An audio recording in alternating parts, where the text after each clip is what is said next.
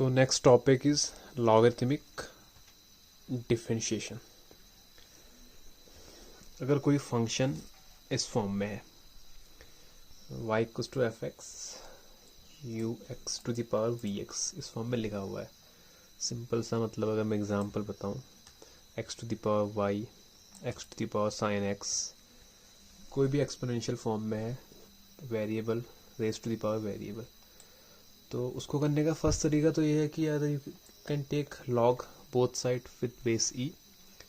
दूसरा जो बता रहा हूँ मैं, एक और तरीका है, मतलब दोनों देखा या तो एक ही तरीके हैं, बस उससे थोड़ा सा एक तुम अगर थोड़ी सी कैच कर लो कुछ चीज़ें तो थोड़ा क्वेश्चन आसान हो जाएगा.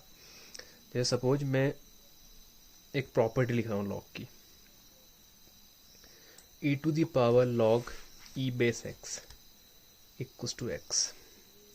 ये केवल e के लिए वैलिड नहीं है, ये किसी के लिए वैलिड है. a to the power log a base x equals to x. इसका बेसिकली लॉजिक है कि अगर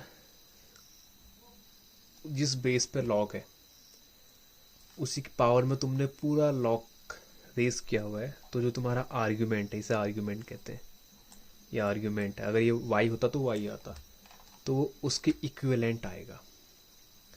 अगर कोई प्रूफ चाहे तो सिंपली ऐसे हो सकता है कि let log ln x equals to, मैं से k एज्यूम कर लेता हूँ.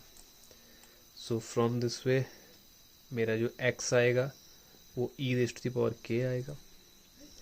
अब वापस अपने क्वेश्चन पे जाऊँ मैं, e raise to the power log e base x. तो ये तो मैंने अभी देखो ऊपर से यहाँ से k एज्यूम कर रखा है, तो उसको k लिख दो, तो ये e to the power k आ जाएगा फर्स्ट इक्वेशन से.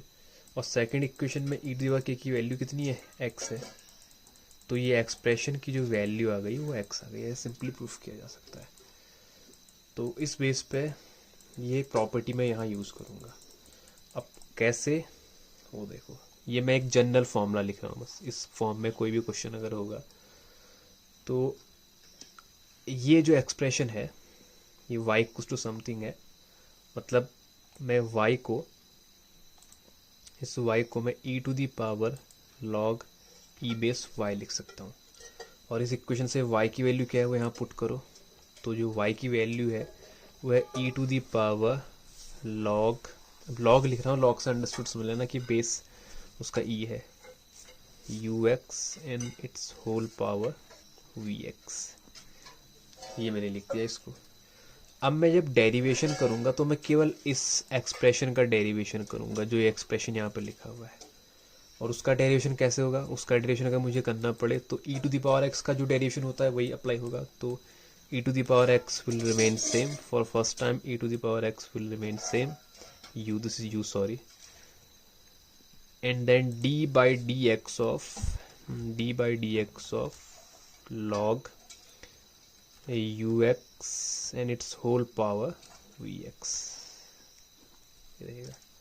और फिर अगर उससे आगे बढ़ूंगा तो ये कुछ ऐसा होगा. अब ये देखो कि ये वैल्यू जो मैंने लिखी हुई है, ये वैल्यू इसके इक्वल भी तो है ही, इसके इक्वल है ये वैल्यू, ये वैल्यू इसके इक्वल है, मतलब ये वैल्यू y के इक्वल है. ये पूरा y के इक्वल टू है पूरा एक्सप्रेशन.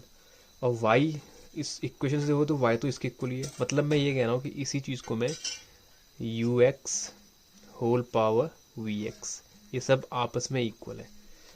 तो आपस में इक्वल का मतलब, क्योंकि ये पूरा y के इक्वल है, ये पूरा एक्सप्रेशन y के इक्वल है, y इसके इक्वल भी तो है ऊपर अगर देखोगे. तो इसकी जगह पे मैं direct ux and its whole power vx ये लिख सकता हूँ.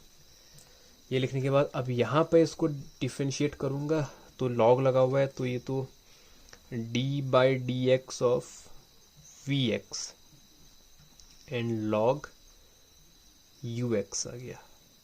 ये आ गया पूरा, ये जो एक्सप्रेशन है इस फॉर्म में आ गया पूरा.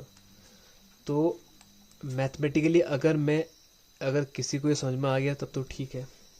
अगर नहीं आया इस पावर वाले फॉर्म में तो तुम डायरेक्ट इस स्टेप पे भी आ सकते हो. थोड़ा समझने की बात है. इस स्टेप पे आने का मतलब है कि मैं सीधे पहले जो पावर पे जो क्वेश्चन मेरा लिखा हुआ है एज इट इज़ यहाँ पे रख दूँ, जैसा भी लिखा हुआ है. उसके बाद मैं डेरिवेशन स्टार्ट करूँगा, बट उस पर लॉग लेके चलूँगा. फर्स्ट टर्म आगे आएगा और सेकंड वाले का लॉग होगा. मतलब एक एग्जांपल लेके चलते हैं चलो, नहीं तो ये फॉर्मूला याद कर लो तो हमेशा। अगर इस इंटरमीडिएट वाले स्टेप अगर तुम्हें समझ में नहीं आए तो इसको याद कर सकते हो, अगर आ गए तो वेल एंड गुड। तो जैसे क्या करोगे, जैसे मैं एक हल्का सा क्वेश्चन अगर लूँगा, सपोज मेरे पास क्वेश्चन है x to the power sine x, ये क्वेश्चन है सपोज।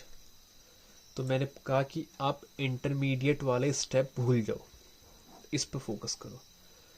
तो ये मेरा u है और ये ऊपर v है।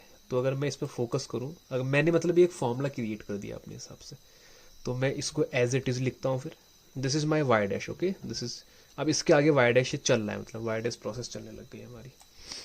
तो यहाँ से वाई डैश चलना शुरू हो गया, वाई डैश। तो this is x sine x, जो एक्सपोनेंशियल फॉर्म में जो था उसे एज इट इज रख दिया। Now d by d x of v x का है, तो v x, what is my v x is sine x and log u x, this is x. अब तो कोई भी कर लेगा, अब ये ऐसे ही रहेगा, इसका प्रोडक्ट रूल लगा लेना फर्स्ट और सेकंड, तो ये क्वेश्चन हो जाएगा। तो ये कहना चाहो, और देखना चाहो तो और एग्जांपल देख सकते हो। देखो जैसे और एग्जांपल में बताऊं, एक और ले लो सीधे, मतलब ये एज ए फॉर्मूला ट्रीट करो। अगर तुम्हें ये समझ में नहीं आया तो सीधे ऐसे फॉर्मूला ट्रीट करो।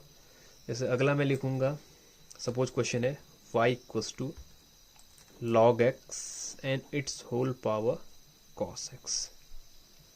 तो सीधे अगर फॉर्मूला ट्रीट करोगे तो तुम कहोगे your y dash will be log x whole power cos x, फिर ब्रैकेट में d over d x cos x and log of log x.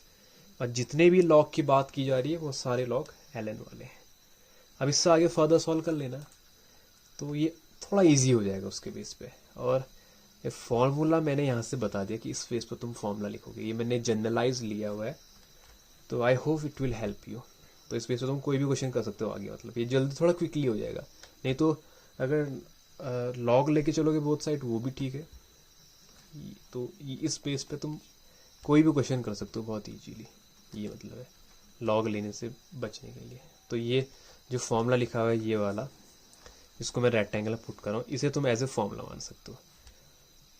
तो ये इसका मतलब है। तो आई होप ये क्लियर हो गया होगा। Thank you.